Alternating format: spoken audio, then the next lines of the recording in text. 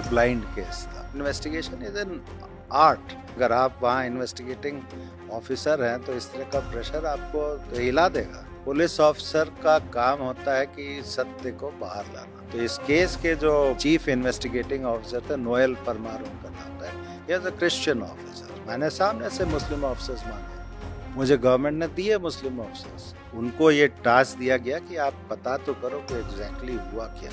और जो अमन guest house का जो रजिस्टर था उसमें कुछ एंट्रीज थी जिसमें कश्मीर से लोग बाग आके रुके थे। 2 मुस्लिम कांस्टेबल थे हमारे जो दूसरे डिस्ट्रिक्ट से हम लोग लेके आए। उनको साड़ी बेचना, चूड़ी बेचने के तौर पे हम लोग ने लगाया कि आइडेंटिफाई तो करो कहाँ रहता है वो। जाबिर बिन यामिन बहरा उस का नाम है और उसके साथ 8-9 लड़कों का नाम निकल के आया था जिन लोगों ने एक्चुअली ये आग लगाई थी।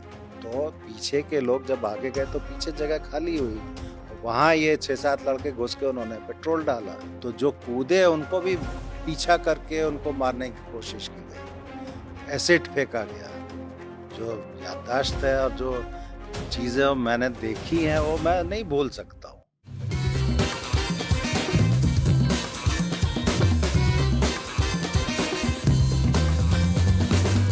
अभिनेता विक्रांत मैसी की फिल्म आई है द साबरमती रिपोर्ट। इस फिल्म के आने के बाद से ही गोधरा कांड पर फिर से फोकस बना है। वो गोधरा कांड जो हुआ था 27 फरवरी 2002 को, जिसमें कि साबरमती एक्सप्रेस ट्रेन के A6 डब्बे को आग लगा दी गई थी, जिसमें कुल 59 लोगों की मौत हुई थी। फिल्म में 2 पत्रकारों द्वारा इस केस के इन्वेस्टिगेशन को दिखाया जाता है कि किस तरीके से सत्य पर जानबूझकर पर्दा डालने की कोशिश की गई थी और कितना मुश्किल था सत्य का बाहर आना। लेकिन असल में जिसने गोधरा कांड की जांच की थी, जो विशेष टीम के अगुवा रहे थे, वो है हमारे साथ। इस कांड की गुत्थियों को कैसे सुलझाया गया, कैसे ये केस अदालतों में टिका रहा, और अब जबकि जनवरी 2025 में सुप्रीम कोर्ट फाइनल हियरिंग करने जा रहा है इस मामले को एक तरह से पूर्ण विराम देने के लिए, क्योंकि गोधरा की विशेष अदालत ने इसमें आरोपियों को कन्विक्ट किया, गुजरात हाईकोर्ट ने भी उसको अपनी अप्रूवल दी और अब जनवरी 2025 में फाइनल हियरिंग होने जा रही है। अस्थाना साहब, आपका स्वागत है। Thank you. आपसे मैं जानना चाहता हूं कि साबरमती रिपोर्ट के बाद से ये जो फिल्म आई है, काफी सारा पक्ष विपक्ष बयानबाजियां हो रही हैं। वो पार्टियां जो कि गोधरा कांड जब हुआ था तब भी इस बहाने सरकार को घेरने में लगी हुई थी, उस समय की जो सरकार थी, या उसके बाद जो दंगे हुए उसको लेकर वो फिर से उनका एक अलग रुख है, जबकि रूलिंग पार्टी जो है केंद्र में या फिर अलग अलग राज्यों में बीजेपी की जो सरकारें हैं, कई जगह पर जो है इस फिल्म को टैक्स फ्री भी किया गया है। फिल्म तो एक तरफ, लेकिन असल में जो है गोधरा कांड की अगर हम लोग बात करें, इसकी जांच की राह में भी क्या बाधा जो है पैदा हुई, जब बहुत ज्यादा एनजीओज का प्रेशर था, बहुत ज्यादा जब पॉलिटिकल एक तरह से कह सकते हैं कि अटैक हो रहे थे, क्योंकि आप उस जांच टीम को हेड कर रहे थे। कितना मुश्किल था इसके बीच से जो है सो इस जांच को आगे लेकर बढ़ाना? प्रेशर तो बिल्कुल बनाया गया था, इसमें कोई शक नहीं है। और चूंकि हम लोग गुजरात पुलिस के तौर पे इन्वेस्टिगेट कर रहे थे और गुजरात पुलिस को निशाना बनाया गया था कि राइट्स को ठीक से हैंडल नहीं किया गया है, और काफ़ी सुप्रीम कोर्ट में और मीडिया में इस तरह के लेख और केसेस वगैरह की बातचीत होती थी। तो उसमें इस केस जो साबरमती एक्सप्रेस का केस था जिसमें 59 लोग मर गए, उसको भी निशाना बनाया जाता था। और इन्वेस्टिगेशन के दरमियान डायरेक्टली तो नहीं कर सकते हैं, बट प्रेस रिपोर्ट्स के माध्यम से, डिस्कशंस के माध्यम से ये ज़रूर कहा जाता था कि इन्वेस्टिगेशन ठीक लाइन पे नहीं हो रहा है, या इन्वेस्टिगेशन में जो सत्य है वो बाहर लाया नहीं जा रहा है। आपको भी पर्सनल अटैक का सामना करना पड़ा था इस तरीके से? जो एक माहौल था कि नहीं जी, ये तो महज एक एक्सीडेंट था कि वो तो वहाँ कोई स्टोव जलाए हुए था, उससे आग लग गई, ये जानबूझ के कॉन्स्पिरेसी का रूप दिया जा रहा है ताकि जो है उस समय की जो मोदी सरकार थी गुजरात में उसको सपोर्ट किया जा सके? पर्सनल बिल्कुल इसमें तो कोई शक नहीं है, क्योंकि मेरे को तो ऐसा प्रोजेक्ट किया हुआ था कि मैं I am blue eyed boy, और मैं कॉन्स्पिरेसी की थ्योरी निकाल के लाया हूँ just to help the chief minister. तो ये तो शुरुआत से था। मुझे अभी भी याद है कि मैंने शुरुआती दौर में, जैसे 8-9 तारीख को मुझे ऑर्डर हुआ था कि इस केस का सुपरविजन करना है, इन्वेस्टिगेशन का, तो मैं करीब 11 या 12 अप्रैल को गया था गोधरा। तो पहले जैसे मैंने बताया था कि क्राइम सीन का इन्वेस्टिगेशन बहुत ज़रूरी होता है, तो शुरुआती दौर में मेरा बहुत समय रेलवे स्टेशन पे और ट्रैक्स के ऊपर गुजरा, ये समझने के लिए कि इंसिडेंट एक्चुअली हुआ कैसे होगा। और फिर हम लोगों ने रिकंस्ट्रक्ट भी किया सीन ऑफ क्राइम को, काफ़ी एक्सरसाइजेस की एफएसएल को मिला के। तो शुरू में ही फर्स्ट वीक में ही एक बहुत सीनियर पत्रकार हैं, उन्होंने शायद वहाँ पे डिस्ट्रिक्ट मजिस्ट्रेट को कांटेक्ट किया होगा, तो उन्होंने मेरे को पूछा डिस्ट्रिक्ट मजिस्ट्रेट ने कि ये मिलना चाहते हैं आपसे। तो मैंने कहा मैं अभी यहाँ पे तो नहीं मिलूंगा किसी से, मैं ट्रैक पे हूँ, इन्वेस्टिगेशन चल रहा है, वो बाद में कभी मिल लेंगे। तो दिन में करीब 2-1 बजे के आसपास खाने का टाइम होता है, मैं शाम गृह बोलते हैं सर्किट हाउस को, वहाँ गया था, अपना रूम में बैठ के खाने की तैयारी कर रहा था। और खाना आता उससे पहले मैं बाहर, जो कमरे के बाहर एक बालकनी होती है उसमें था, जस्ट वेटिंग कि खाना आएगा तो खाऊंगा मैं। तो इतने में वो पत्रकार महोदय घुस गए विद कैमरा।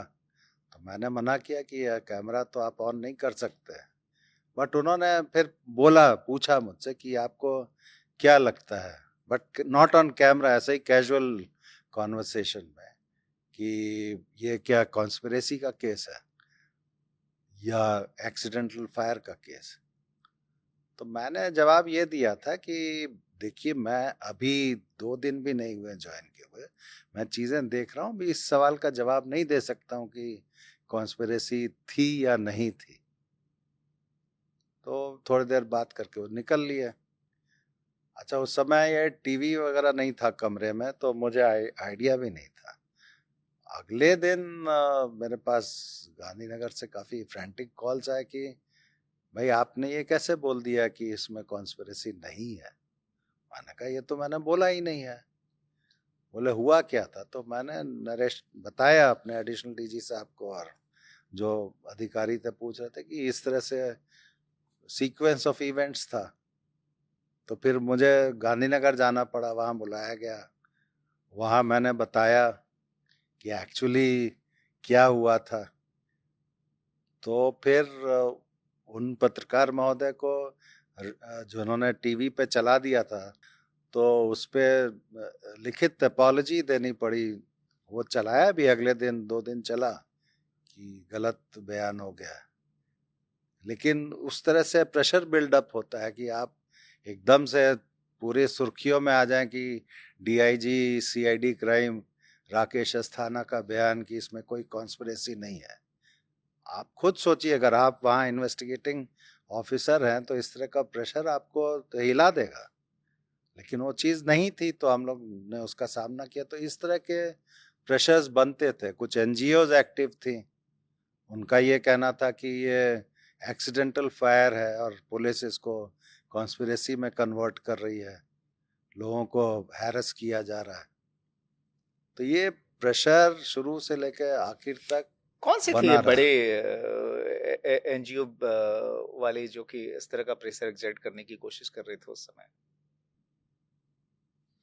इस नाम मुझे याद नहीं है, बट तीस्ता सेटलवाड थी, वो एनजीओ को लीड करती थी। उन्होंने ही, उनके तरफ से, उनकी एनजीओ की तरफ से प्रेस में, और जो भी सिविल लिबर्टीज के जो लोग वो थे, उनके तरफ से काफ़ी बयान आते थे कि ये इन्वेस्टिगेशन ठीक नहीं है। अब ठीक है, वो किसी का आप ओपिनियन को नहीं चैलेंज कर सकते या रोक नहीं सकते हैं, लेकिन वो एक mental pressure definitely investigating officers पे और हम लोगों पे रहता था कि हमें इस काम को ठीक से करना है।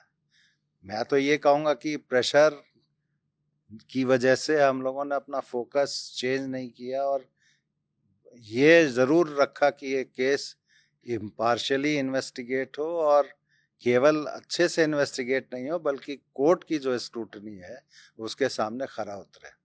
जैसे मैंने लास्ट टाइम आपको बताया था कि मेन अक्यूज्ड का हम लोगों ने जो 164 का बयान कराया था वो ओपन कोर्ट में कराया था। उसके पीछे भी यही कारण था कि कल को उठ के कोई उसको क्वेश्चन मार्क नहीं बनाए। ओपन कोर्ट में 164 का स्टेटमेंट, आई थिंक ये रेयर घटना थी। हाँ, ये तो बिल्कुल रेयर घटना, नॉर्मली मैजिस्ट्रेट के चैम्बर में होता है, लेकिन ओपन कोर्ट में वकील भी हैं, दूसरे भी वकील, उनके सामने बोलना है तो बहुत रेयर चीज़ थी। और इसीलिए मैंने इंसिस्ट किया था ऑफिसर्स को कि ओपन कोर्ट में कराओ, कोई दिक्कत नहीं है। अगर ये सच बोल रहा है तो कोर्ट में भी सच ही बोलेगा। मैं आपसे समझना चाहता हूँ कि ओपन कोर्ट में 164 का स्टेटमेंट आपने करवाया, लेकिन उसके पहले जब आप लोगों ने इस केस को हाथ लगाया तो उस समय जो सो ये ब्लाइंड केस था, कॉन्स्पिरेसी में कौन कौन शामिल थे, क्योंकि जाहिर है जिस दिन बर्निंग का इंसिडेंट हुआ था, जब अंदर से पेट्रोल डालकर जब बोगी जलाई गई और बाहर से पत्थरबाजी हो रही थी, तो उस समय जो है कॉन्स्पिरेसी एग्जैक्टली क्या थी किसी के ध्यान में नहीं थी। गोधरा जहां पर यह घटना हुई और खासतौर पर जिस इलाके से ज्यादातर आरोपी थे, सिंगल फड़िया, मुस्लिम डोमिनेटेड पूरी की पूरी वो कॉलोनी थी, कैसे आप लोग जो है अंदर तक घुसकर इस पूरी कॉन्स्पिरेसी को आप लोग आइडेंटिफाई कर पाए और फिर आप एक्यूज्ड को अरेस्ट कर पाए? ये जो पूरी की पूरी जो आपने जांच टीम जो बनाई इसकी, जो बाकी मेंबर्स, क्या क्या कंसिडरेशन आप लोगों ने लिए, कैसे जो है एक एक करके आरोपी इसमें अरेस्ट हुए? क्या इसके पीछे भी कोई बड़ी रणनीति थी आप लोगों की? पुलिस ऑफिसर का काम होता है कि सत्य को बाहर लाना। कोई भी इन्वेस्टिगेशन होता है उसमें जो फैक्ट्स हैं उसको बाहर ला के रखना है। वो फैक्ट्स सही हैं या गलत है उसको कोर्ट स्क्रूटिनाइज करती है। अब जैसे ये इंसिडेंट है, इसमें जो विक्टिम्स थे वो तो सब ट्रैवलर्स थे, गोधरा के तो थे नहीं, तो किसी को पहचान नहीं सकते थे कि ए ने किया कि बी ने किया।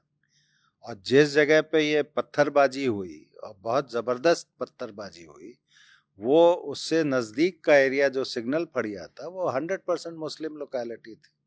अब डब्बे में बैठा हुआ आदमी या जो भी लेडीज हैं वो पहचान नहीं सकते हैं कि किसने पत्थर मारा, नाम नहीं ले सकते हैं। मतलब आई विटनेस तो इंसिडेंट का आई विटनेस हो सकते हैं, लेकिन वो किसने किया वो आइडेंटिफिकेशन तो नहीं कर सकते। तो उस लिहाज से ये ब्लाइंड केस था कि भाई एग्जैक्टली किन लोगों ने ये हरकत की। अच्छा, उस समय सीसीटीवी कैमरा का जमाना भी नहीं था, तो आप फुटेज नहीं देख सकते। आज की तरह मोबाइल वाला भी नहीं था कि हर इंसिडेंट का लोग मोबाइल पे रिकॉर्ड कर लेते। नहीं था। तो बेस्ट तरीका ये था कि उसी जगह से हमें चीजें बाहर लानी है। तो ठीक है, हमने क्राइम सीन इन्वेस्टिगेट कर लिया, रिक्रिएट कर लिया, एफएसएल की टीम से उसको एग्जामिन करा लिया, एक पर्टिकुलर थ्योरी को समझ लिया, लेकिन किया किसने उसको निकालने के लिए तो हमें बेसिक पुलिसिंग टेक्निक्स का यूज करना पड़ा। मेरा ये मानना था कि चूंकि ये 100% मुस्लिम लोकेलिटी है, तो पुलिस फोर्स में जो अच्छे ऑफिसर्स हैं, जो उसी कम्युनिटी को बिलोंग करते हैं, जो अच्छे इन्वेस्टिगेटर्स रहे हुए हैं पास्ट में, उनको लेके हम ये इन्वेस्टिगेशन करेंगे। तो इस केस के जो चीफ इन्वेस्टिगेटिंग ऑफिसर थे, नोएल परमार उनका नाम था, he is a Christian officer. और immediate supervising officer SP rank, SP railway से जेके भट्ट, इनसे हम लोगों ने चर्चा की। और मेरे साथ कुछ लोगों ने पहले मुस्लिम ऑफिसर्स ने काम किया हुआ था, who had done a wonderful job. तो हम लोग ने 3-4 मुस्लिम ऑफिसर्स का नाम कलेक्ट किया and I requested the government कि मुझे ये ऑफिसर्स चाहिए। और मेरे को ये फ्रीडम दी गई कि आप कोई भी ऑफिसर सेलेक्ट कर सकते हैं। मैंने इसके बारे में होम मिनिस्टर से, चीफ मिनिस्टर से, डीजी से, एडिशनल डीजी से सबसे चर्चा की एंड आई सेड कि मुझे सिर्फ इन्वेस्टिगेशन में ये केस खोलना ही नहीं है, बल्कि हमें प्रोसिक्यूशन तक इसको सक्सेसफुल बनाना है तो ऐसे ऑफिसर्स चाहिए, ऐसे वकील चाहिए जो हमारे साथ कंटिन्यूटी में रहे। तो 4-5 मुस्लिम ऑफिसर्स लिए गए, उनको ये टास्क दिया गया कि आप पता तो करो कि एग्जैक्टली हुआ क्या था। ये कौन थे ये अधिकारी जो इनमें से कुछ के नाम याद हैं? मुझे एक का नाम याद है, पोलरा, करीम पोलरा उसका नाम है। अब तो खैर he has retired, he is settled in US. उसके साथ एक दो और ऑफिसर थे जो बेचारे अभी they are no more, but ये 3-4 ऑफिसर्स ने, और केवल सब इंस्पेक्टर इंस्पेक्टर ने, इवन कांस्टेबल्स, हेड कांस्टेबल्स, ये टीम बनाई हम लोगों ने बाकायदा। और इन लोगों ने बहुत ही मेटिकुलसली, बहुत ही अपनी चीज को जान हथेली पे रख के, मैं तो ये कहूँगा, क्योंकि उस एरिया में घूमना, वहाँ रहना, पता करना, तो ये चीज निकल के आई उनकी तरफ से। और वो कुछ लोगों का कॉन्फिडेंस था उनमें, मुस्लिम ऑफिसर्स में, तो उन लोगों ने निकाला। एक हमारा आरोपी था सलीम पानवाला, जो अभी तक नहीं पकड़ा गया, अभी भाग गया, वो पाकिस्तान में है। उसको पकड़ने के लिए, एब्सकॉन्ड कर रहा था, उसको पकड़ने के लिए 2 मुस्लिम कांस्टेबल थे हमारे, जो दूसरे डिस्ट्रिक्ट से हम लोग लेके आए। उनको साड़ी बेचना, चूड़ी बेचने के तौर पे हम लोग ने लगाया कि आइडेंटिफाई तो करो कहाँ रहता है वो, क्योंकि इन्फॉर्मेशन ये थी कि रहता इसी सिग्नल फड़िया में है और इस मस्जिद में नमाज पढ़ने आता है। तो ये 2 लड़के कम से कम 2-2.5 महीने वहाँ साड़ियाँ बेची हैं। हमने उनको सीक्रेट सर्विस फंड से पैसे दे के साड़ियाँ खरीद के दी कि आप इसको बेचिए, वहाँ घूमो, फेरी लगाओ, पता करो। मुस्लिम लड़के थे, उन्होंने आइडेंटिफाई किया, पता किया। पे एक पर्टिकुलर डे पे हम लोगों ने दबिश लगाई, रेड किया, कोशिश किया, बट वो भाग गया।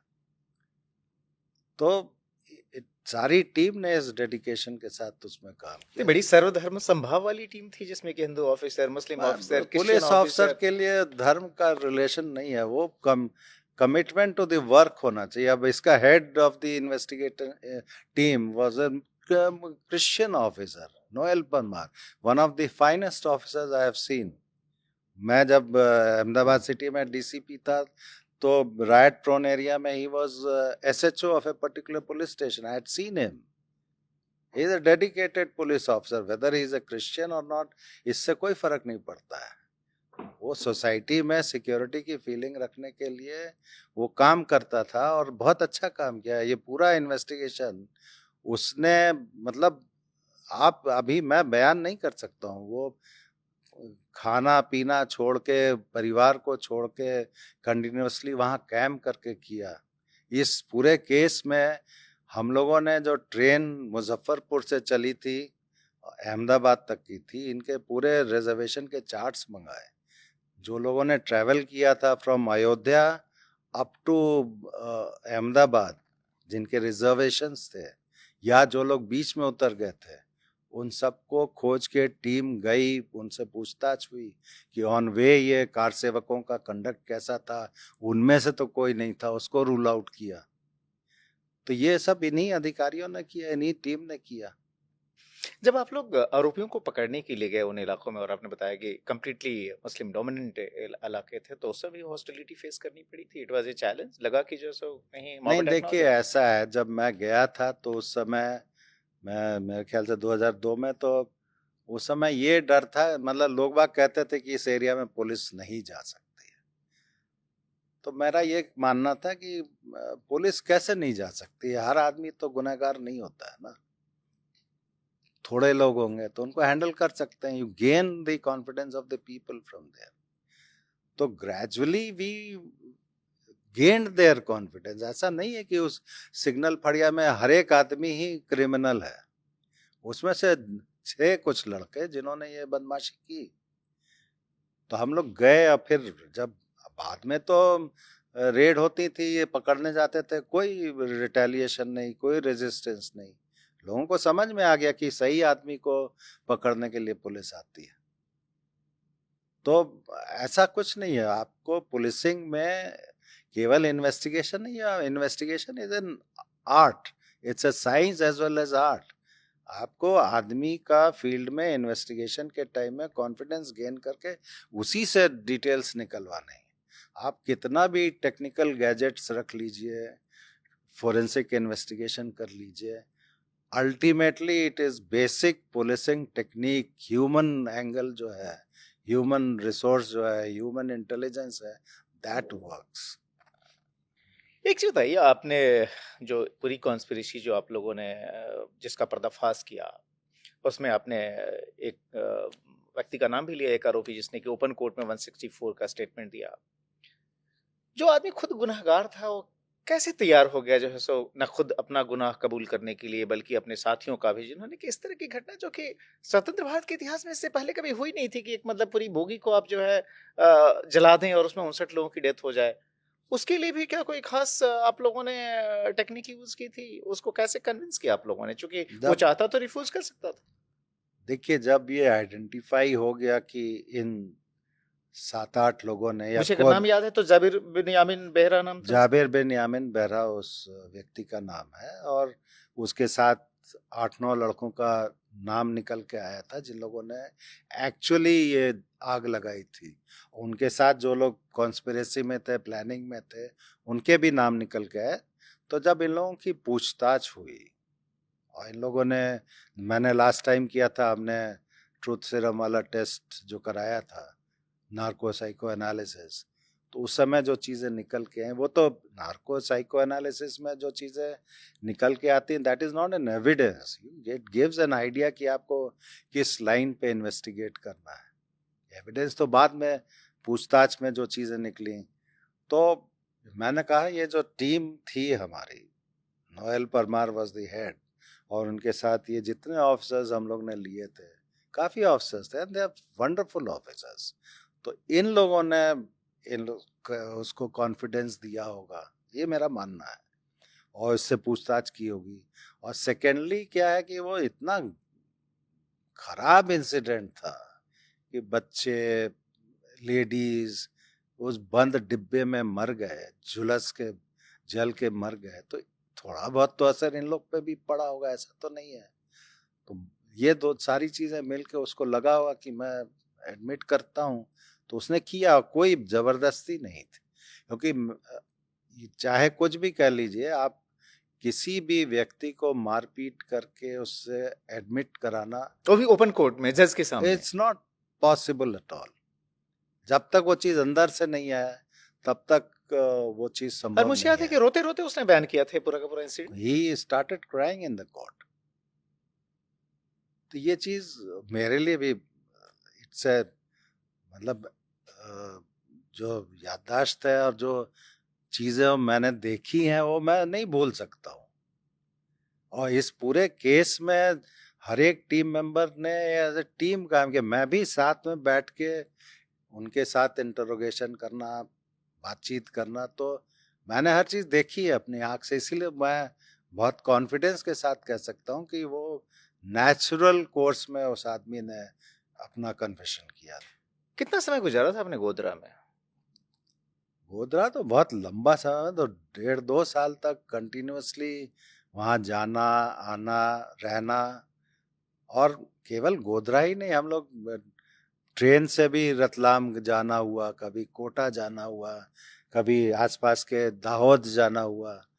तो ये सारी चीज़ें as a team we use to go to check कि कहाँ पे, जहाँ जहाँ ट्रेन रुकी थी वहाँ पे अगर कोई इंसिडेंट हुआ है तो उसका पता करने के लिए लोगों से पूछताछ करना, क्योंकि ये ट्रेन आनी थी रात में 2-3 बजे के आसपास, और आई है सुबह 4.5 घंटा लेट थी।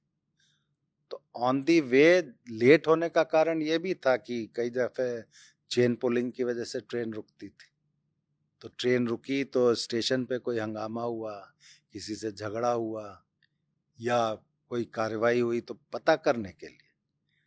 एक रूमर उस समय ये भी उड़ाई गई थी कि किसी लड़की के साथ छेड़खानी हुई और उसके गुस्से में ये सब हुआ। ये जो सो आप लोगों की जांच में ये गलत पाया गया? बिल्कुल, ये चीज भी आई थी और लड़की से पूछताछ भी हुई और आइडेंटिफाई हुई लड़की, उसके माँ बाप से भी पूछताछ हुई, वो लोग भी थे, उन्होंने डिनाई किया कि ऐसा कुछ नहीं था।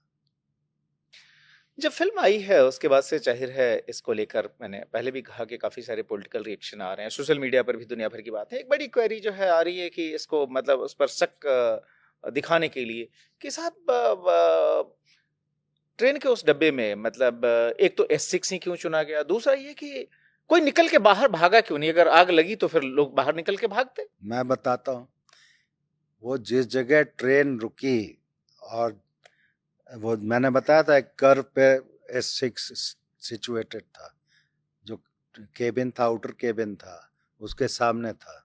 आउटर केबिन के अगर पूरा आप एरिया देखेंगे तो झाड़ियाँ, बुशेस थी, लेकिन एक पतली सी पगडंडी उसके बगल से जाती थी जो सिग्नल फड़िया में निकलती थी। तो जो भी मॉब आया उसने उस पगडंडी का उपयोग किया। तो बाई चांस वो S6 उसके सामने था। S7 होता तो उस पे हो जाता, S5 होता तो उस पे हो जाता। तो ऐसा नहीं है कि S6 को स्पेसिफिकली क्यों चूज किया। वो तो चूंकि ट्रेन की चेन पुल की गई थी और ट्रेन वहां रुकी और उस पगडंडी के आसपास, उस केबिन के सामने ये डिब्बा आके रुका, इसलिए उसके ऊपर असॉल्ट हुआ। और जो भी असॉल्ट हुआ, इतनी जबरदस्त पत्थरबाजी थी कि जो बर्थ नंबर 1 था वो आगे के साइड में और 72 पीछे के साइड में था। तो पीछे के साइड से डायगोनल पत्थरबाजी हो रही थी। तो बोगी में जो पीछे लोग बाग बैठे हुए थे वो डर के मारे आगे भागे और आगे वाले जो लोग थे उन्होंने वेस्टिब्यूल का दरवाजा खोल के दूसरी साइड गए। अच्छा, पत्थरबाजी होती है तो दरवाजे खिड़कियां बंद कर ली थी लोगों ने, शीशे का खिड़की बंद थी और वो जो मेटल की खिड़कियां जी। थी वो भी डाउन की हुई थी, लेकिन वो टूट तोड़ दी गई। पत्थर इतने बड़े बड़े थे और वो टूट गई थी।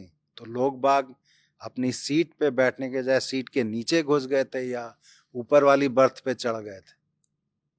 तो पीछे के लोग जब आगे गए तो पीछे जगह खाली हुई और वहां ये 6-7 लड़के घुस के उन्होंने पेट्रोल डाला और पेट्रोल जो डाला वो काफी बड़ी मात्रा में डाला और वो सारा जो इनका सामान नीचे रखा हुआ था वो बहता बहता एक हाफ जो डिब्बा होता है मोस्टली वहां तक गया।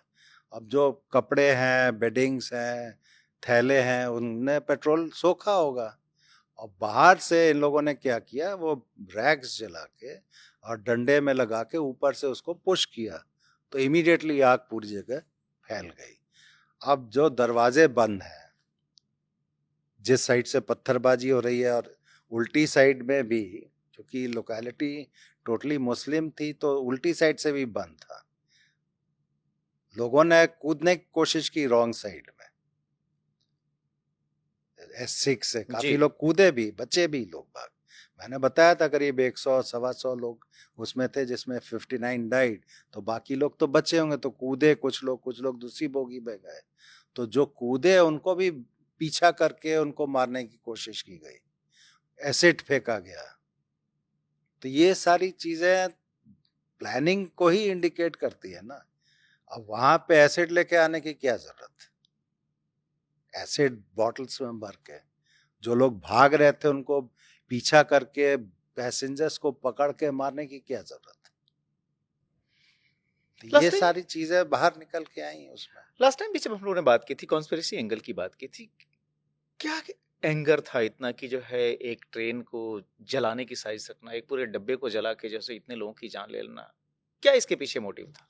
देखिए उस समय हम लोग ने बहुत कॉम्प्रिहेंसिव इन्वेस्टिगेशन किया था और इन्वेस्टिगेशन का एक पार्ट ये भी था कि जब ये वहाँ पे अयोध्या में जो भी विश्व हिंदू परिषद ने आह्वान किया था पूजा का, शिला पूजन या कुछ था उस तरह वहाँ पे प्रोग्राम, और पूरे कंट्री से, देश से लोग बाग आने वाले थे, तो ये सबको पता था because it was a public announcement.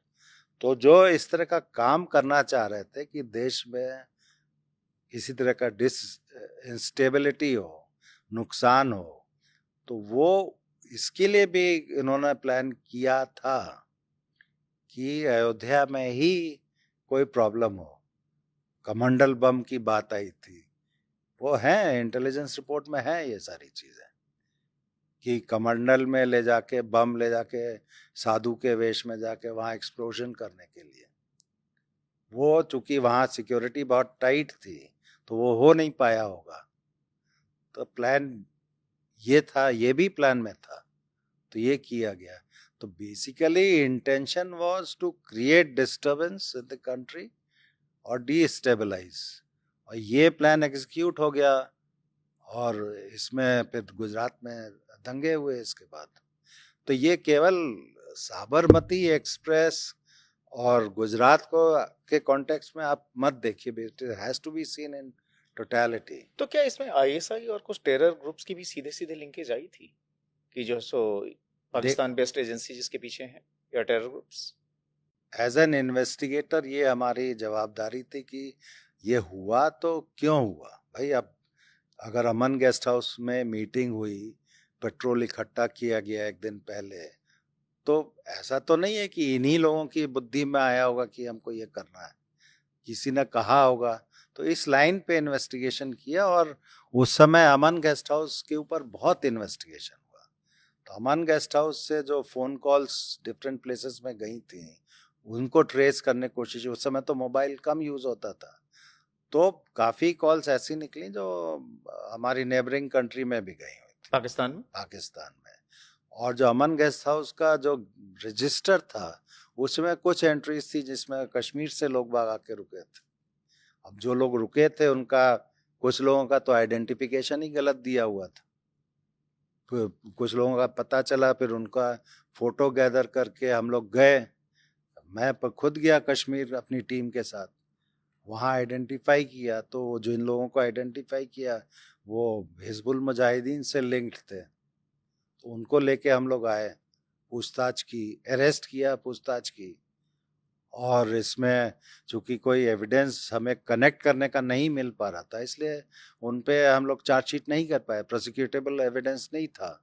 इस केस में मैं आपकी जानकारी के लिए बता दूं, कम से कम हम लोगों ने 10 से 12 लोगों पे फाइनल रिपोर्ट्स नॉट ट्रू करके फाइल किया 169 सीआरपीसी में। ये सारे वो लोग थे जो मुस्लिम्स थे, जो पकड़े गए थे।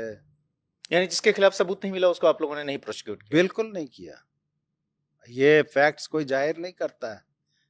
गोधरा के एक मौलाना की भी भूमिका संदिग्ध पाई गई थी जिनको कि आप लोगों ने आरोपी बनाया था। हाँ, मौलाना उमर जी को हम लोग ने आरोपी बनाया था। उनको, उनके ऊपर ये आरोप था कि उन्होंने मॉब कलेक्शन के लिए पैसे दिए थे और इस कॉन्स्पिरेसी में पार्टिसिपेट किया था। उनको भी हम लोगों ने सिग्नल फड़िया से ही बाद में अरेस्ट किया था, और कोई इस तरह का रिपरकशन भी नहीं हुआ उस समय वहाँ पे। जैसे पहले आप बात कर रहे थे ना कि वहाँ पे रेड करने के टाइम में रिपरकशंस होते, तो वैसा कुछ नहीं था। लेकिन हाँ, हम लोगों ने अरेस्ट किया था, उनको चार्जशीट भी किया था। एक तरफ अरेस्ट करना, कॉन्स्पिरेसी से का पर्दाफाश करना, लेकिन उसको कोर्ट में चलाना भी ताकि जो कन्विक्शन हो पाए। और इस दौरान चूंकि ये हाई प्रोफाइल केस था और मुझे लगता है ये उन केसेज में था जो कि सुप्रीम कोर्ट ने इसके लिए एक एसआईटी भी बनाई जो कि सुप्रीम कोर्ट के डायरेक्शन में काम कर रही थी, जिसके चेयरमैन आर के राघवन थे जो कि सीबीआई के फॉर्मर डायरेक्टर थे। उनकी भी स्क्रूटनी इस केस को लेकर हुई। जो तमाम मेजर केसेस थे उनमें से जाहिर है गोधरा भी था। तो उस स्क्रूटनी को आप लोग कैसे जो है नेविगेट कर पाए? देखिए, एसआईटी मेरे ख्याल से 2008 में बनी थी सुप्रीम कोर्ट के आदेश पे, तो सारा इन्वेस्टिगेशन ट्रांसफर हो गया था एसआईटी पे।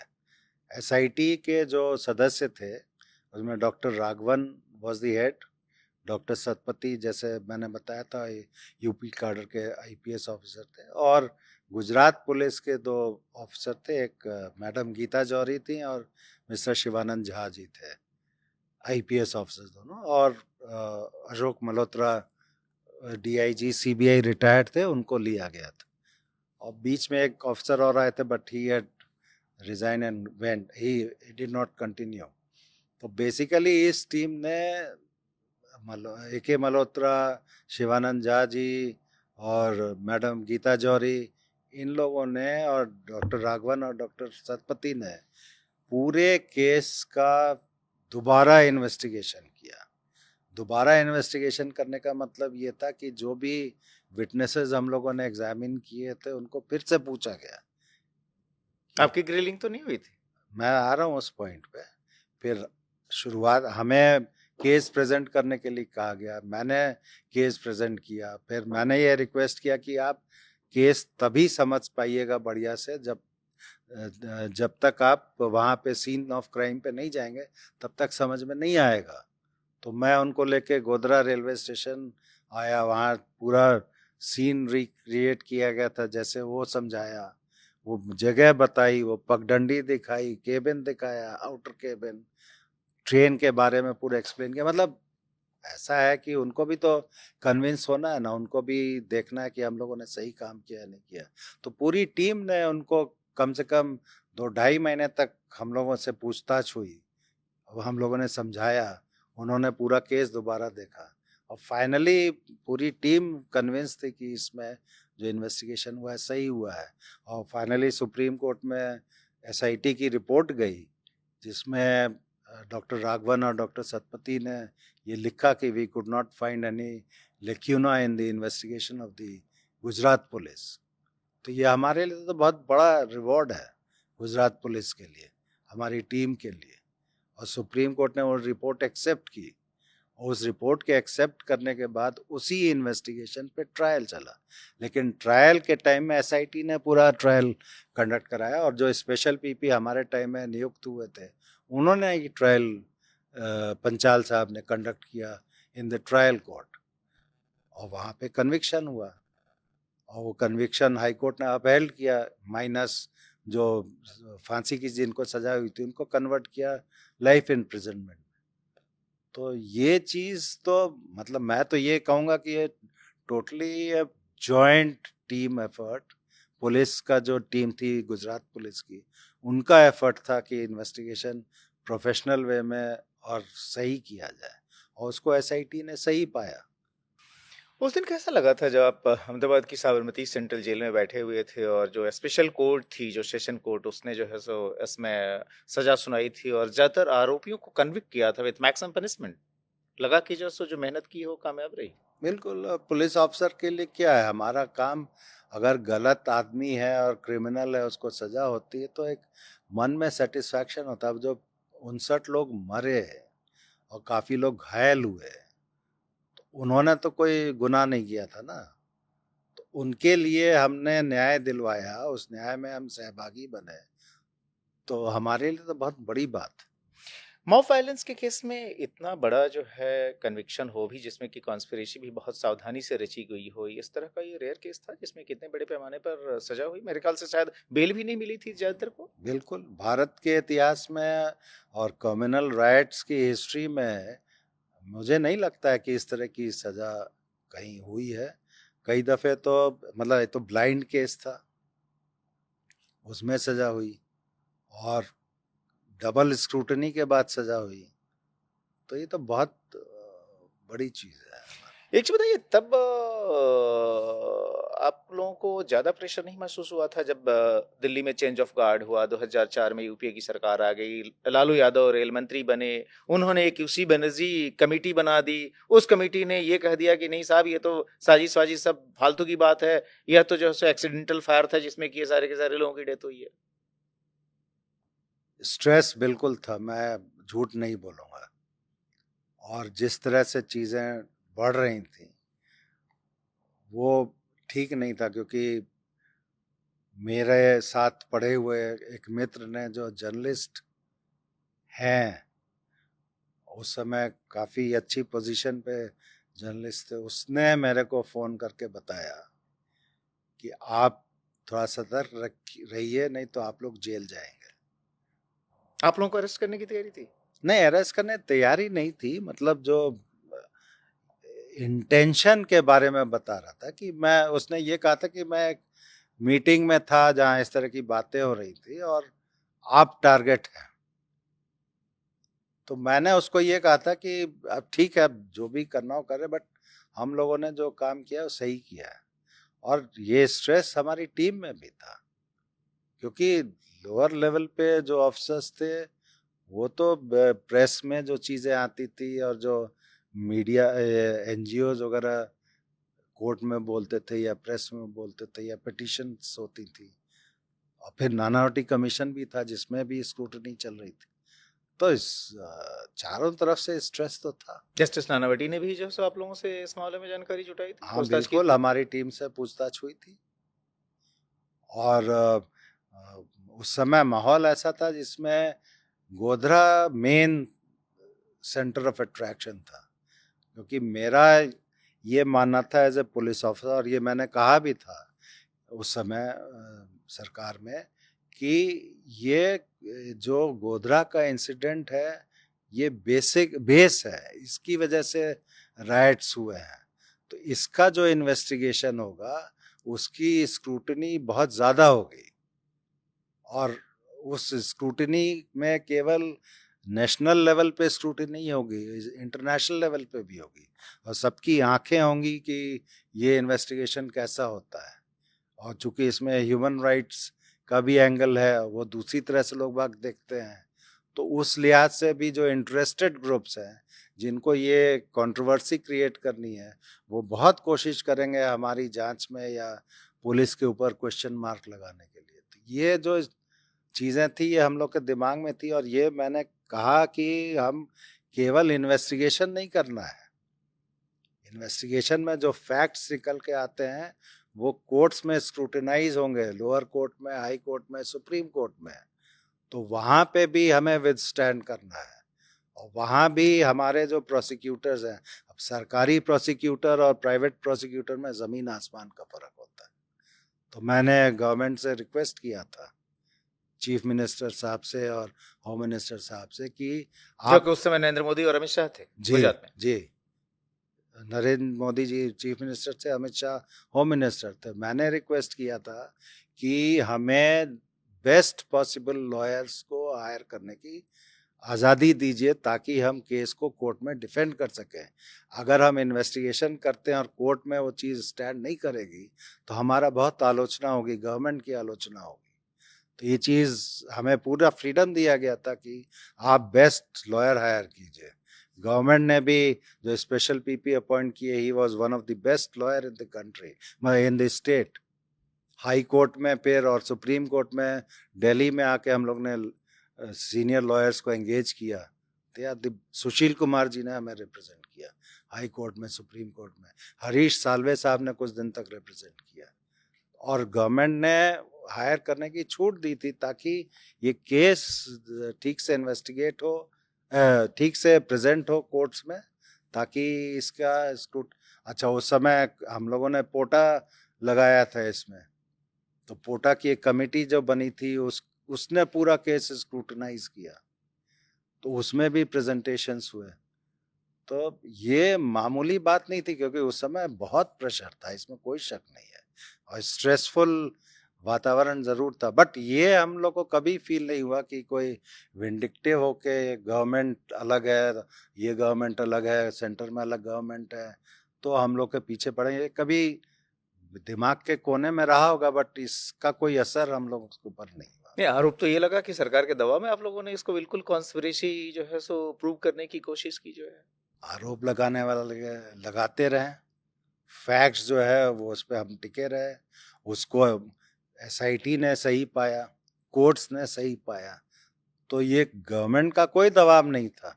इनफैक्ट मैं तो आज एडमिट करना चाहूँगा कि गवर्नमेंट ने कभी मेरे को ये नहीं कहा कि आप इस तरह से इन्वेस्टिगेट कीजिए या ऐसे क्यों इन्वेस्टिगेशन कर रहे हैं, ये एक बात। दूसरा, रिसोर्सेस की बात होती है। अब उस समय आरोप लगता था 2002 में गुजरात में कि साहब मुस्लिम ऑफिसर्स को की पोस्टिंग्स नहीं दी जाती है या हटाया, मतलब साइड में कर दिया गया है। मैंने सामने से मुस्लिम ऑफिसर्स मांगे, मुझे गवर्नमेंट ने दिए मुस्लिम ऑफिसर्स। तो लॉजिस्टिक्स में सपोर्ट मिलना और कोई इंटरफेरेंस नहीं होना, ये सब चीज़ें बहुत बड़ी होती है ना। ये हर चीज़ को तो आप पब्लिकली दिखा नहीं सकते हो, बट ये फैक्ट है। ये बताएं कि जब आप इस केस की जो विशेष जांच टीम थी उसको जब हेड कर रहे थे, उसी दौरान समलाया में एक रेल एक्सीडेंट भी हुआ था और लालू यादव तब तक जो है सो रेल मंत्री बन चुके थे, और उन लालू यादव को आपने चारा घोटाले के केस में कभी इंट्रोगेट किया था। उस समय जो है वो, चूंकि जाहिर है यह गोधरा केस काफी पॉलिटिसाइज भी था, हर पार्टी अपने अपने हिसाब से इसको इंटरप्रेट करने में लगी थी। वो हेलबेंट थे कि भाई इसको कैसे एक्सीडेंट साबित किया जाए, इसीलिए उन्होंने यूसी बनर्जी की अगुवाई में एक हाई पावर कमेटी भी बना दी। चूंकि अगर कमीशन ऑफ इंक्वायरी एक्ट इजाजत देता तो शायद एक जुडिशियल कमीशन ही बन जाता, लेकिन वो चूंकि लीगली वो संभव नहीं था। जब वो आप मिले थे समलाया में, चूंकि आप उसमें बड़ोदरा रेंज आईजी थे, तो क्या कहीं कोई कटुता थी कि जैसे एक बार फिर से जो है सो ये मेरी लाइन को ये क्रॉस करने में ये ऑफिसर लगा हुआ है? उन्होंने कुछ ऐसा कहा नहीं मेरे से पर्सनली। मैं तो इनफैक्ट उनको मैंने रिसीव किया, वर्दी में रिसीव किया, उन्होंने देखा भी मेरे को, बात की, फिर मैंने पूरा कंडक्ट किया प्लेटफॉर्म पे, और जहाँ पे ट्रेन ट्रैक्स पे उल्टी हुई थी वहाँ तक ले गए, काफ़ी बात की उन्होंने।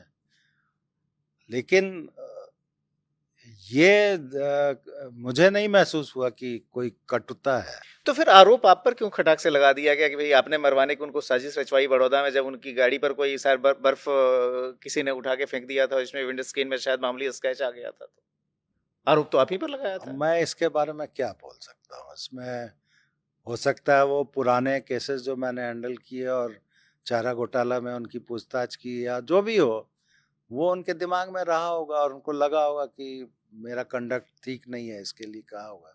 बट मैं अपने पॉइंट ऑफ व्यू से बोल रहा हूँ, मैंने उनको एज अ रेल मिनिस्टर पूरी इज्जत दी और पूरी तरह से कंडक्ट किया। और चूंकि प्रोटोकॉल होता है एक रेलवे में, यूनियन रेलवे मिनिस्टर का, तो वो तो हमें, मेरी फर्ज थी, हमने मेंटेन किया। अब उन्होंने आरोप क्यों लगाया उसके बारे में मैं कोई एक्सप्लेनेशन नहीं दे पाऊंगा। चलिए, आरोप वगैरह तो हो गया, अब क्या निगाह सुप्रीम कोर्ट में आपकी भी है, चूंकि इसी जनवरी 2025 में फाइनल हियरिंग होने जा रही है गोधरा में। जो तमाम अपील जो फाइल हुई कन्विक्ट या एक्यूज्ड की तरफ से, अगर फाइनली सुप्रीम कोर्ट की इस पर सील लग गई तो मानेंगे कि एक जो बड़ा ही हाई प्रोफाइल केस और अपनी तरह का अनूठा केस जिसमें 59 लोगों को जला के मार दिया गया हो, बस finally seal of approval country की हाईएस्ट कोर्ट का लग जाएगा। सुप्रीम कोर्ट के आदेश के बाद तो फाइनली हो जाता है। अब सुप्रीम कोर्ट में हियरिंग होगी, उसका क्या आउटकम आता है वो तो समय बताएगा। बट ऑफ कोर्स अगर अप्रूवल आता है और जो हाई कोर्ट का फैसला है, लोअर कोर्ट का फैसला बरकरार रहता है, तो अच्छी बात। धन्यवाद अस्थाना साहब, इस हाई प्रोफाइल मसले पर जिसने कि एक तरह से देश की राजनीति को भी इतनी गहराई से प्रभावित किया, उस पर इतने विस्तार से जांच की तमाम बारीकियों को हमसे साझा करने के लिए बहुत बहुत धन्यवाद आपको। Thank you.